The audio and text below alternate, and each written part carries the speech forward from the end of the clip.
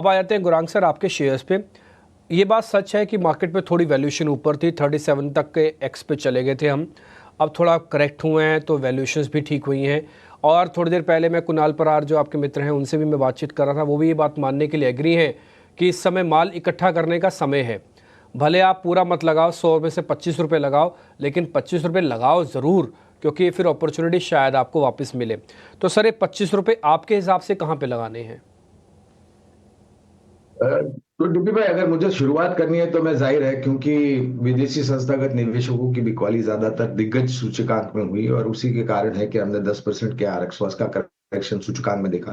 कुछ शेयर्स में क्षेत्र के आधार पर बिकवाली कुछ थोड़ी बहुत हावी और होती हुई दिखी, क्योंकि नतीजे भी कमजोर आए थे, इसमें भी कोई दो राय नहीं है। तो अगर आप मुझे क्षेत्र के आधार पर, मैं आपने जो 25% की बात करी ना डीपी भाई, तो मैं तो कहता हूं कि 25% से थोड़ा ज्यादा कर दीजिए।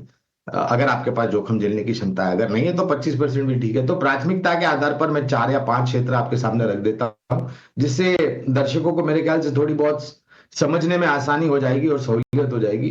तो क्षेत्र के आधार पर ऊर्जा उत्पादन, अब ऊर्जा उत्पादन में ऊर्जा वितरीकरण और ऊर्जा उपकरण भी आ जाता है।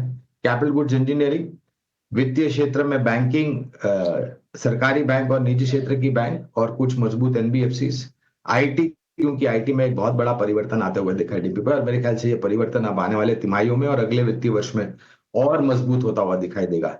और अगर मुझे कहीं और देना है ध्यान, तो एक और क्षेत्र में यहाँ पर जोड़ना चाहूंगा, वो है ऑटो ऑटो सेक्टर, ऑटोमोबाइल।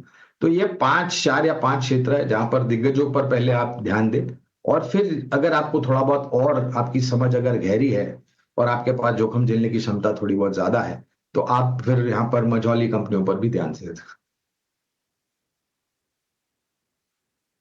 ये तमाम स्टॉक्स हैं, सेक्टर्स हैं जिन पर आपको फोकस करके चलना है।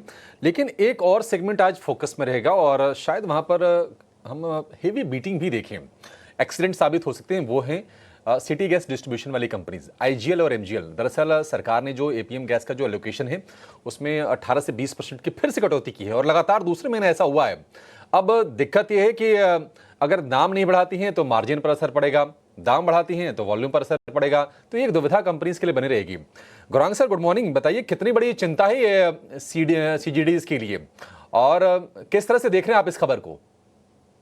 आपको भी प्रणाम और शुभ प्रभात हमारी तरफ से। तो देखिए, भाव को लेकर के और एडजस्टमेंट को लेकर के सिटी गैस डिस्ट्रीब्यूशन कंपनीज को हमेशा थोड़ी बहुत दिक्कत का सामना करना पड़ता है, इसमें कोई दो राय नहीं है।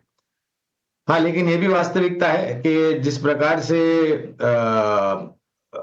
जो अवेलेबिलिटी या फिर जो इंफ्रास्ट्रक्चर ढांचा जो खड़ा करने का प्रयास सरकार करी है, क्योंकि आज के तारीख में अगर आप देखने जाए तो आपको सीएनजी शहरों के सीमाओं के भीतर मिल जाएगा, लेकिन आप बाहर चले गए हाईवेज एक्सप्रेसवेज पे तो मिल जाएगा, लेकिन कुछ कठिनाई होगी आपको, क्योंकि उपलब्धि इतनी आसान नहीं है जहां तक डिस्ट्रीब्यूशन ऑफ सीएनजी कंसर्न, यानी कि पेट्रोल पंप्स।